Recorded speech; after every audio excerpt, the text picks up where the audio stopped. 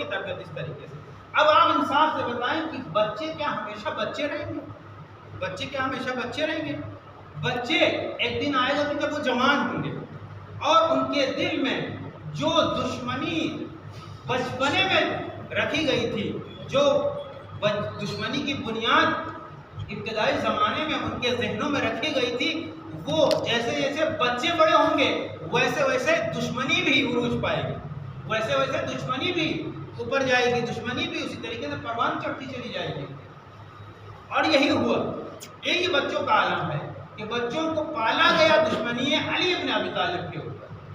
اب عورتوں کی گودیوں سے ان کے نونہال بچوں کو، معصوم بچوں کو چھین لیا جاتا تھا، اور جب سوال ہوتا تھا کہ ہمارے بچے کون لے گیا تو یہ آ کے کہتے تھے کہ تمہارے بچے جو لے کے گیا، جس نے چرایا ہے وہ علی کی ذات ہے. تمہارے بچوں کو جو چھین کے لے کے گیا ہے، جو تمہارے بچوں کو تم سے غصب کر کے لے کے گیا ہے، زبردستی لے کے گیا ہے، وہ علی کی ذات ہے. اس طریقے سے بچے، اور آپ اندازہ لگائیں تنہا یہی بات نہیں ہے کہ جب امام حسین علیہ السلام نے کربلا کے میدان میں پوچھا کہ تم ہمیں کیوں قتل کرنا چاہتے ہو، تم ہمیں کیوں مارنا چاہتے ہو، تم کیوں ہمیں شہید کرنا چاہتے ہو، تو کیا جواب ہے کہ بغضاً لأبی، ہم تمہیں تمہارے بابا کی دشمنی میں قتل کرنا چاہتے ہیں، ہم تمہیں تمہارے بابا کی دشمنی میں قتل کرنا چاہتے ہیں. اور یہی نہیں، جب امام علی علیہ السلام کی شہادت واقع ہوئی اور شام میں جب یہ خبر پہنچی، کہا کس کا انتقال ہوا، کس کی شہادت ہوئی، کون قتل ہوا، تو کہا کہ علی مارے گئے. کہا کہاں مارے گئے؟ کہا مسجد میں. کہا مسجد میں مارے گئے.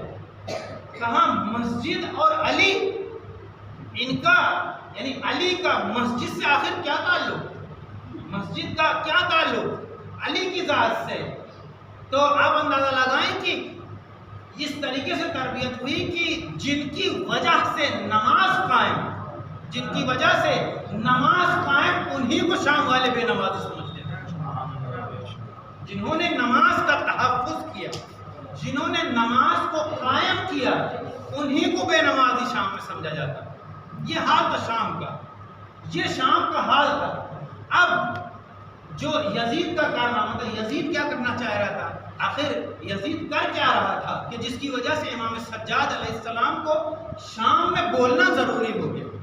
یعنی اہل بیت کے ایک فرد کو بولنا اتنا اہم شام کے دربار میں تھا کہ گویا ہدف اور مشن امام حسین اسی کے اوپر ڈپینڈ کہ امام سجاد علیہ السلام اس مشن کو کس طریقے سے پہنچاتے ہیں. یزید نے کیا کر رکھا تھا؟ یزید نے دو اس کا پلان تھا اور دو مشن پہ کام کر رہا تھا. ایک پلان اس کا یہ تھا کہ اپنے آپ کو خلیفہ رسول ثابت کر دے، اپنے آپ کو خلیفہ رسول ثابت کر دے، اور اہل بیت کا جو گھرانہ ہے اسے باقی ثابت کر دے. یہ ایک مشن تھا اس کا. اور دوسرا مشن کیا تھا؟ دوسرا مشن اس کا یہ تھا کہ قرآن کی تعلیمات کو اس میں تحریف کر دی جائے، بدل دی جائے. گویا کہ وہ حلال محمدی کو حرام کرنا چاہ رہا تھا اور حرام محمدی کو حلال کرنا چاہ رہا تھا. وہ یہی تو چاہ رہا تھا. آپ تاریخ پڑھیں، اس کی تاریخ میں یہ ملتا ہے کہ وہ کس طریقے سے اس کی زندگی تھی، کیا کرتا تھا، کس سے کھیلتا تھا، کیا کھاتا تھا، کیا پیتا تھا، اور آخر اس کے محارم کا احترام تھا یا نہیں تھا. یہ سب تاریخ میں مل جائے گا، تفصیل میں نہیں جانا. یہ یزید کا حال تھا کہ وہ یہ چاہتا تھا کہ حلال محمدی کو حرام کر دے اور حرام محمدی کو حلال کر دے. اس کا مشن تھا. اچھا، اس نے انتظام بھی کیا. انتظام کیا کیا؟ اس نے ایک درباری خطیب کو بلایا، اور اس سے یہ کہا کہ تم ممبر کے اوپر جانا، ممبر پہ جانا. تم ممبر پہ جانے کے بعد تمہارا کام یہ ہے کہ تم یزید اور امیر شام کی تعریف کرو اور بنی ہاشم کو جتنا ہو سکے برا بھلا کرو، جتنا ہو سکے برا بھلا کرو. اور جب یہ خطیب گیا ہے ممبر کے اوپر، تاریخ نے کیا بیان کیا؟ تاریخ یہ بتاتی ہے کہ منبر کے اوپر جب یہ خطیب گیا ہے تو اس نے اس انداز سے بنی امیہ کی تعریف کرنا شروع کی کہ گویا کہ تمام فضائل و مناقب و کرامات کا جو مرکز ہے وہ بنی امیہ ہے. گویا کہ یہی وہ ذوات ہے کہ جن کے اندر تمام فضائل. اور حد تو یہ ہے کہ انہوں نے اس خطیب نے یہ بتایا کہ اگر تمہیں خدا کی مرضی کو حاصل کرنا ہے تو یزید کو خلیفہ بھی ماننا پڑے گا اور اس کے پیچھے بھی چلنا.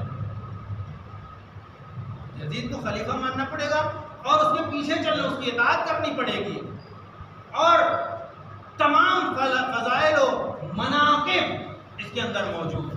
یہ خطیب بیان کر رہا ہے. اور اس طریقے بنی ہاشم کی برائی جتنی بھی ہو سکتی تھی برائیاں اور شک و شتم کرتا رہا. اور اسی عالم میں جہاں کے اوپر دربار کا یہ عالم ہے کہ چاروں طرف وہ افراد موجود ہیں، وہ لوگ ہیں کہ جنہوں نے ایک زمانے سے صرف اور صرف دشمنی علی ابن ابی طالب دیکھی. اور دشمنی صرف اور صرف اگر انہیں سکھایا گیا بچپن سے لے کر جوانی تک، صرف 46 سال کا عرصہ کم نہیں ہوتا. 46 سال کے عرصے میں ایک پوری نسل کی تربیت ہو جاتی ہے. اس طریقے سے انہوں نے دشمنی علی ابن ابی طالب کو قربان کیا.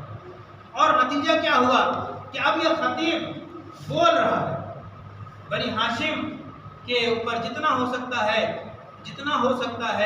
ان کو برا بھلا کہہ رہا ہے، بنی امیہ کی تعریفیں کر رہا ہے. آپ اندازہ لگائیں کہ جہاں کے اوپر یہ عالم ہے دشمنی کا، وہاں کے اوپر ایک اہل بیت کی فرد کا بولنا کتنا ضروری ہے. امام سجاد علیہ السلام بولیں گے تو کیسے بولیں گے، اور ان کا بولنا کتنا ضروری ہے کہ اگر اب امام بولے تو اس انداز سے بولے کہ ان کی 46 سال کی محنت اور سازش ایک طرف رہے اور امام کا بولنا ان کی تقریر ایک طرف رہے. اس انداز سے بولنا پڑے گا. ایک سوال بھیجے محمد